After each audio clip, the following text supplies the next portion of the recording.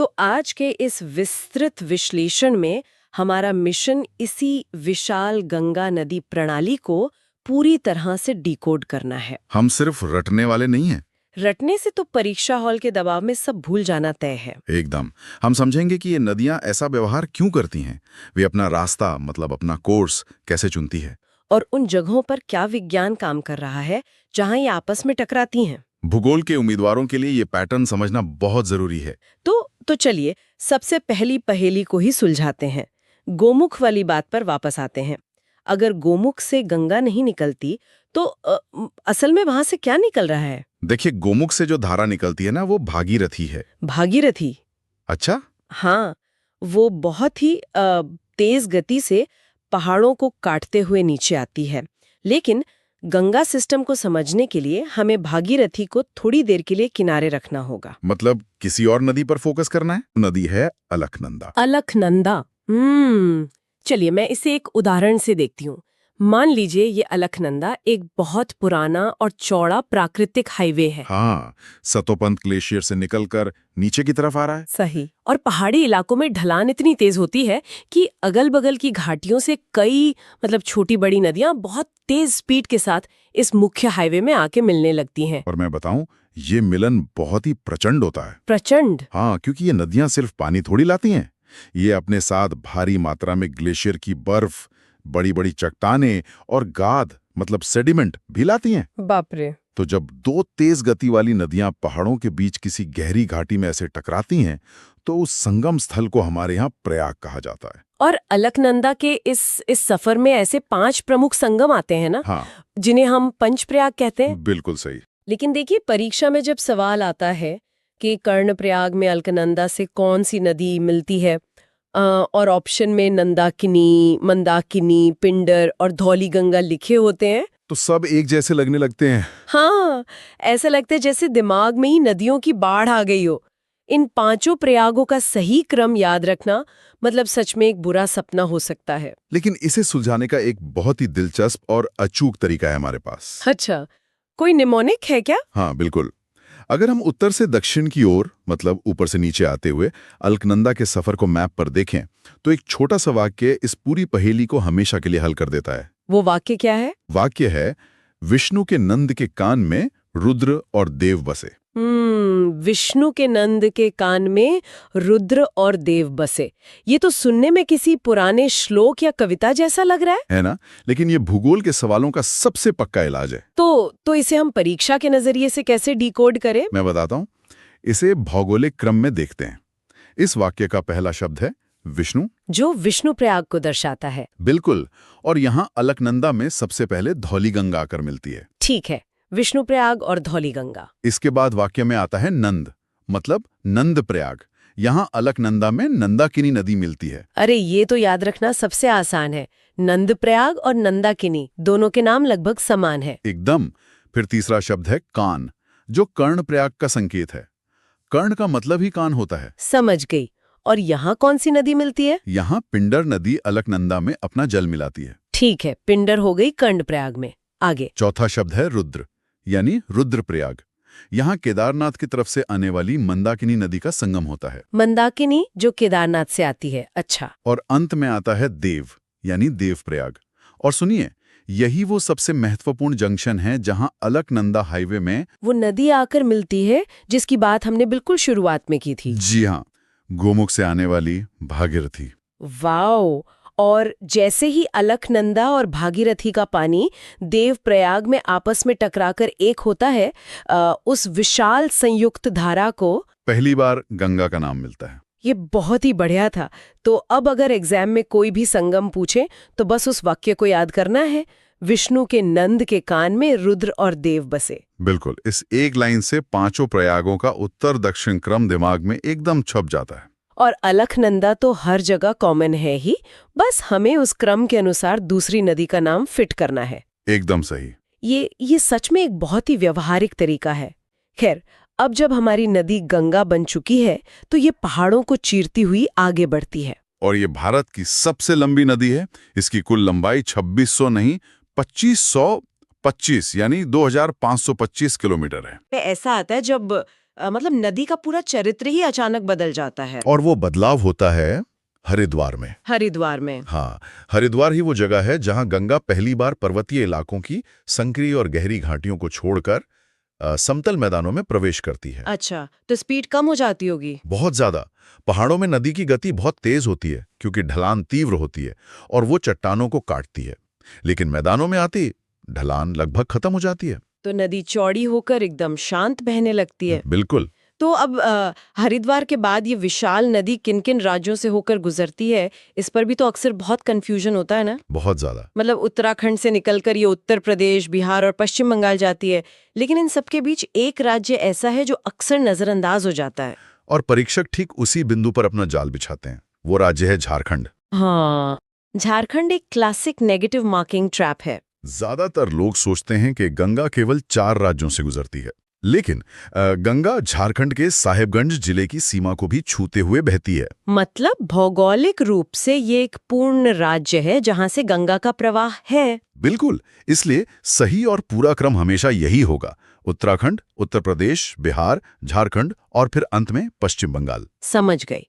अब अगर हम थोड़ा स्टेट स्पेसिफिक हो जाए, मतलब राज्य स्तरीय परीक्षाओं, विशेषकर यूपीपीएससी की बात करें, तो उम्मीदवारों के लिए इस नदी का उत्तर प्रदेश के अंदर का सफर बहुत बहुत ही महत्वपूर्ण हो जाता है। हाँ, ये जानना बहुत जरूरी है कि गंगा यूपी में कहाँ से एंट्री लेती है और कहाँ से एग्जिट करती है। और उत्तर प्रदेश में इसके प्रवेश और निकास की सीमाएं बहुत स्पष्ट हैं। देखिए, गंगा राज्य के बिजनौर जिले से मैदानों में प्रवेश करती है। बिजनौर, ठीक है। इसके बाद ये राज्य के एक बहुत बड़े हिस्से को सींचते हुए कई प्रमुख शहरों से गुजरती हुई सबसे पूर्वी जिले बलिया से होते हुए बिहार राज्य में चली जाती है।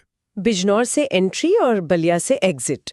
बिजनौर और बलिया दोनों ब से शुरू होते हैं, तो इसे दिमाग में रखना भी आसानी है। हाँ, ये यूपी के भूगोल का एक मुख्य आधार है। तो यूपी, बिहार और झारखंड के बाद नदी फाइनली पश्चिम बंगाल पहुंचती है। और मतलब यहाँ एक बहुत ही अजीब सी भौगोलिक घटना होती है जी। ये नदी अब तक पूरे रास्ते अन्य नदियों का पानी समेटते हुए बड़ी होती जा रही थी, लेकिन बंगाल में आके ये अचानक मतलब 2 अलग-अलग धाराओं में बट जाती है। ऐसा क्यों?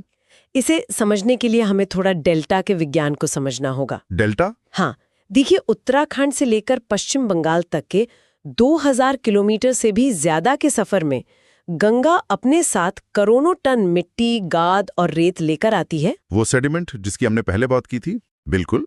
और जब ये बंगाल पहुंचती है तो समुद्र के बहुत करीब होने के कारण जमीन की ढलान लगभग शून्य हो जाती है। तो पानी की स्पीड भी एकदम रुक सी जाती होगी। एकदम।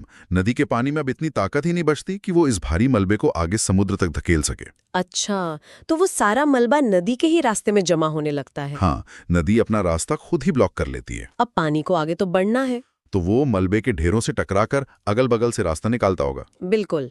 वो कई छोटी बड़ी शाखाओं या डिस्ट्रीब्यूटरीज में बढ़ जाता है।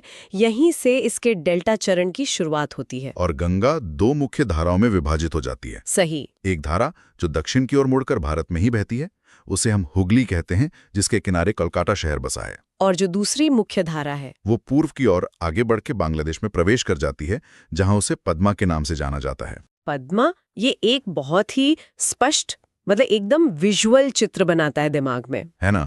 लेकिन देखिए, ये 2525 किलोमीटर की इतनी लंबी यात्रा गंगा अकेले तो तय नहीं करती। बिल्कुल नहीं। अगर हम वापस मुख्य यात्रा पर चलें, तो इस पूरे सफर में कई और नदियां भी अपना पानी लाकर गंगा में मिलाती हैं, जिन्हें भूगोल की भाषा में हम सहायक नदियां या ट्रिब्यूटरीज कहते हैं। हाँ, ट्रिब्यूटरीज। और इन्हें अक्सर बाएं तट यानी लेफ्ट बैंक और दाएं तट यानी राइट बैंक की नदियों के रूप में एग्जाम में पूछा जाता है। और इसमें स्टूडेंट बहुत कंफ्यूज होते हैं कि कौन सा बायां है और कौन सा दायां। इसके लिए इसे विजुअलाइज करने का एक बहुत ही सरल तरीका है मेरे पास। अच्छा। तो अगर हम इसी लॉजिक से बाएं तट या लेफ्ट बैंक की बात करें, जो हिमालय की ओर से आती हैं, तो उनमें 6 प्रमुख नदियां शामिल हैं। कौन कौन सी? रामगंगा, गोमती, घाघरा, गंडक, कोसी और महानंदा। लेकिन फिर से वही बात, इन 6 नदियों को पश्चिम से पूर्व के सही क्रम में याद रखना भी तो परीक्षार्थियों के लिए एक सिरदर्दी होता है ना। हाँ, सीक्वेंस बहुत पूछते हैं। जब सवाल आता है कि घाघरा और कोसी के बीच कौन सी नदी है, तो दिमाग फिर से वहीं अटक जाता है। इसके लिए भी हमारे पास एक बहुत ही पुरानी और कारगर ट्रिक मौजूद है। अरे वाह, बताइए। एक साधारण सा वाक्य है, रामू गोमती का घाघरा गंडक की कोसी में महान है। रामू गोमती का घाघरा गंडक की कोसी में महान है। चलिए इसे भी जरा डिकोड कर ही लेते हैं। बिल्कुल रामू से हो गया रामगंगा, सही। गोमती तो स्पष्ट रूप से गोमती नदी है ही, घाघरा भी सीधे सीधे नाम से आ गया, फिर उसके बाद गंडक और कोसी, और अंत में महान से महानंदा। एकदम परफेक्ट। ये वाक्य वास्तव में पश्चिम से पूर्व की ओर हिमालय सहायक नदियों को एकदम सही भौगोलिक क्रम में लगा देता है। ये बहुत काम का निमोनिक है। लेकिन इन सब में एक नदी ऐसी है जिसका विज्ञान जिसका बर्ताव सबसे ज्यादा हैरान करने वाला है। आप कोसी नदी की बात कर रही हैं ना? हाँ बिल्कुल, मैं कोसी नदी के बारे में ही सोच रही थी, जिसे बिहार का शोक या सौरो ऑफ बिहार कहा जाता है। ये नदी अपना रास्ता बदलने के लिए कुख्यात है। रास्ता बदलने के लिए? हाँ, और इसका कारण हिमालय के उस विशेष भूगोल में छिपा है। देखिए, कोसी नदी नेपाल के ऊंचे और अत्यंत अस्थिर हिमालयी क्षेत्रों से निकलती है। अच्छा। जब ये पहाड़ों से नीचे आती है तो इसकी गति और पानी का वेग बहुत भयानक होता है, और ये भारी मात्रा में चट्टाने और गाद काटकर अपने साथ लाती है। और फिर अचानक ये बिहार के एकदम समतल मैदानों में प्रवेश करती होगी। बिल्कुल, और ठीक वहीं पर पूरी समस्या शुरू हो जाती है। कैसे? पहाड़ों से सीधे सपाट मैदान में आने पर नदी की गति अचानक एकदम से रुक सी जाती है। इसे हम एक बंद या कह लीजिए क्लॉग्ड पाइप की तरह समझ सकते हैं। जैसे नाली जाम हो जाती है। हाँ, जब नदी का वो सारा भारी मलबा वहीं तलहटी में जमा हो जाता है तो नदी का मुख्य चैनल या रास्ता भर जाता है। ओहो, तो पानी कहाँ जाएगा? वही तो, पीछे से आ रहे पानी का दबाव इतना ज्यादा होता है कि वो अपने ही किनारे तोड़कर एक नया रास्ता बना लेता है। वाव। इससे होता यह है कि उन गांवों और खेतों में अचानक भीषण बाढ़ आ जाती है, जहां कल तक कोई नदी थी ही नहीं। ये तो बहुत डरावना है। इसी विनाशकारी आदत के कारण इसे बिहार का शोक कहा जाता है। ये प्रकृति के कारण और प्रभाव का सबसे खतरनाक उदाहरण है। बिल्कुल। अब अगर हम अपनी उस नाव वाले उदाहरण पर वापस लौटें। हाँ, राइट बैंक की तरफ। हाँ, अगर दाएं हाथ की तरफ देखें तो प्रायद्वीपीय पठार से जो नदियां आकर गंगा में मिलती हैं, उनमें यमुना, सोन और पुनपुन प्रमुख हैं। जी। यमुना तो हम जानते हैं कि गंगा के समानांतर बहती है और प्रयागराज में जाकर संगम करती है। लेकिन ये जो सोन नदी है, इसकी कहानी बहुत ही दिलचस्प और थोड़ी अजीब लगती है मुझे। अजीब क्यों? क्योंकि देखें, प्रायद्वीपीय पठार का जो सामान्य ढलान है वो तो या तो पूर्व की ओर है या पश्चिम की ओर है। तो ये सोन नदी मध्य प्रदेश से निकलकर उत्तर दिशा में नॉर्थ की ओर कैसे बह सकती है? ये एक बहुत ही शानदार सवाल है। पानी आखिर गुरुत्वाकर्षण के खिलाफ कैसे जा सकता है? और ये सिविल सेवा परीक्षाओं का एक बहुत ही पसंदीदा विषय भी है। अच्छा। हाँ, इसका उत्तर विवर्तनिक गतिविधियों में टेक्टोनिक हलचलों में छिपा है। टेक्टोनिक हलचलें? जी। लाखों साल पहले जब भारतीय प्लेट यूरेशियन प्लेट से टकरा रही थी, तो जमीन के अंदर कई जगह गहरी दरारें या जिन्हें हम रिफ्ट वैली कहते हैं, वो बन गई। जमीन के अंदर एक ऐसा बड़ा फ्रैक्चर बन गया जिसने इलाके के सामान्य ढलान को ही बदल दिया। एकदम सही पकड़ा आपने। सोन नदी अमरकंटक के पठार से निकलती है और एक ऐसी ही फॉल्ट लाइन या भ्रंश घाटी से होकर बहती है। अच्छा। ये दरार ही उसे भौगोलिक ढलान के विपरीत सीधे उत्तर की ओर बहने पर मजबूर करती है। वाओ। ये पठार को काटते हुए ऊपर की तरफ जाती है और पटना के पास जाकर गंगा बेसिन में मिल जाती है। तो चूंकि ये सामान्य भौगोलिक नियमों का एक अपवाद है, एक एक्सेप्शन है, इसलिए परीक्षा के लिए बहुत महत्वपूर्ण हो जाता है। बिल्कुल, अपवाद हमेशा पूछे जाते हैं। तो भूगोल के सवालों में अपवाद ही सबसे बड़े ट्रैप होते हैं। हाँ। और ऐसा ही एक ट्रैप मानव निर्मित ढांचों यानी बांधों को लेकर भी तो है। आप टिहरी बांध की बात कर रही हैं? हाँ, जब कोई पूछता है कि भारत का सबसे ऊंचा बांध टिहरी बांध किस नदी पर है, तो ज्यादातर लोग तुरंत गंगा टिक कर देते हैं, जो कि गलत है। हाँ, क्योंकि लॉजिक ये लगाते हैं कि गंगा भी उत्तराखंड से आती है और टिहरी बांध भी वहीं है। और यहीं पर परीक्षक मुस्कुरा देते हैं क्योंकि उनका बिछाया जाल काम कर गया, है ना? देखिए, याद कीजिए, हमने अभी कुछ देर पहले चर्चा की थी कि देवप्रयाग में अलकनंदा और भागीरथी के मिलने के बाद ही नदी का नाम गंगा पड़ता है। हाँ बिल्कुल। टिहरी बांध इस देवप्रयाग वाले जंक्शन से बहुत ऊपर स्थित है और ये केवल और केवल भागीरथी नदी पर बना है। तकनीकी और भौगोलिक दोनों दृष्टि से टिहरी बांध भागीरथी पर है, गंगा पर नहीं। एकदम स्पष्ट। ये एक बहुत ही बारीक लेकिन बहुत महत्वपूर्ण अंतर है। हाँ, इसे याद रखना चाहिए। अच्छा, बांधों की बात करें तो पश्चिम बंगाल में बांग्लादेश की सीमा से ठीक पहले भी एक और महत्वपूर्ण संरचना है, फरक्का बैराज। जी, फरक्का। अक्सर लोग सोचते हैं कि बैराज तो सिर्फ पानी रोकने या बाढ़ कंट्रोल करने के लिए होते हैं, लेकिन मैंने सुना है फरक्का बैराज का उद्देश्य कुछ और ही है। हाँ, फरक्का बैराज का निर्माण एक बहुत ही विशिष्ट आर्थिक और भू रणनीतिक कारण से किया गया था। वो क्या? हमने पहले बात की थी कि बंगाल में गंगा, हुगली और पद्मा में बढ़ जाती है। हाँ, डेल्टा वाले हिस्से में। बिल्कुल। और इसी हुगली नदी के किनारे हमारा ऐतिहासिक कोलकाता बंदरगाह स्थित है। ठीक है। लेकिन डेल्टा क्षेत्र होने के कारण हुगली में लगातार गाद या सिल्ट जमा होती रहती है। अब अगर गाद लगातार जमती गई तो नदी तो उथली हो जाएगी ना। हाँ, तो फिर बड़े पानी के जहाज बंदरगाह तक पहुंच ही नहीं पाएंगे। बिल्कुल, वो नीचे जमीन से टकरा जाएंगे। तो क्या फरक्का बैराज का काम उस गाद को साफ करना है? हाँ, इसका मैकेनिज्म यही है। फरक्का बैराज गंगा के मुख्य प्रवाह से एक बहुत बड़ी मात्रा में पानी को कृत्रिम रूप से हुगली नदी की ओर धकेलता है। अच्छा, एक डाइवर्जन है। जी, ये अतिरिक्त पानी एक फ्लश की तरह काम करता है। जैसे हम फ्लश चलाते हैं ना। हाँ। ये हुगली में जमा हो रही गाद को तेजी से बहाकर सीधे समुद्र में ले जाता है, ताकि कोलकाता बंदरगाह जीवित रहें और जहाजों की आवाजाही बिना किसी रुकावट के बनी रहे। ये सच में हैरान करने वाला है कि कैसे एक नदी का प्राकृतिक प्रवाह और हमारी मानवीय अर्थव्यवस्था आपस में इस कदर जुड़े हुए हैं। बहुत गहरे स्तर पर। और जब ये सारा पानी और इतना सारा मलबा अंततः समुद्र से मिलता है तो निर्माण होता है सुंदर वन डेल्टा का। गंगा और ब्रह्मपुत्र द्वारा बनाया गया दुनिया का सबसे बड़ा डेल्टा। हाँ, इसका विशाल आकार और इसकी जो जैव विविधता है, विशेषकर वो मैंग्रोव के जंगल और रॉयल बंगाल टाइगर, वो तो इसे पारिस्थितिकी यानी इकोलॉजी का एक चमत्कार बनाते हैं। बिल्कुल।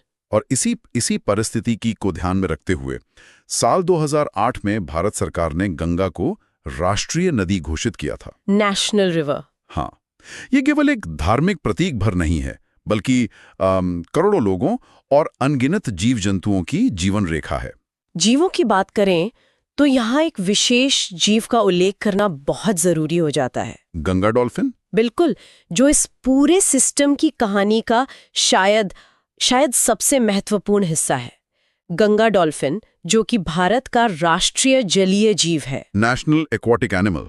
हाँ, ये एक अंधी डॉल्फिन होती है जो नदी के मटमैले पानी में अल्ट्रासाउंड तरंगों या इकोलोकेशन का उपयोग करके अपना शिकार करती है। जी। लेकिन इसकी सबसे बड़ी खासियत, जो बात इसे इतनी खास बनाती है, वो ये है कि ये केवल और केवल अत्यंत शुद्ध मीठे पानी में ही जीवित रह सकती है। और विज्ञान की भाषा में बताऊं तो इसी विशेषता के कारण गंगा डॉल्फिन को एक बायो इंडिकेटर माना जाता है। बायो इंडिकेटर ऐसा जीव जो अपने आसपास के पर्यावरण की स्थिति का संकेत देता है। एकदम सही। देखिए, बायो इंडिकेटर एक ऐसा जीव है जिसकी केवल उपस्थिति या अनुपस्थिति से ही हमें सीधे तौर पे पता चल जाता है कि वो इकोसिस्टम कितना स्वस्थ है, बिना किसी लैब टेस्ट के। हाँ, चूंकि गंगा डॉल्फिन जरा सा भी प्रदूषण बर्दाश्त नहीं कर सकती, इसलिए अगर किसी इलाके में ये डॉल्फिन मजे से तैर रही है तो पानी टेस्ट करने की कोई जरूरत नहीं है। ये इस बात का प्राकृतिक प्रमाण है कि वहां का पानी साफ है और इकोसिस्टम जिंदा है। बिल्कुल। और इसके उलट अगर डॉल्फिन किसी इलाके से गायब हो रही है तो इसका मतलब है कि वो नदी तकनीकी रूप से मर रही है। हाँ, प्रदूषण का स्तर खतरे से बाहर जा चुका है। ये एक बहुत ही गंभीर और सोचने वाली बात है। बहुत ज्यादा।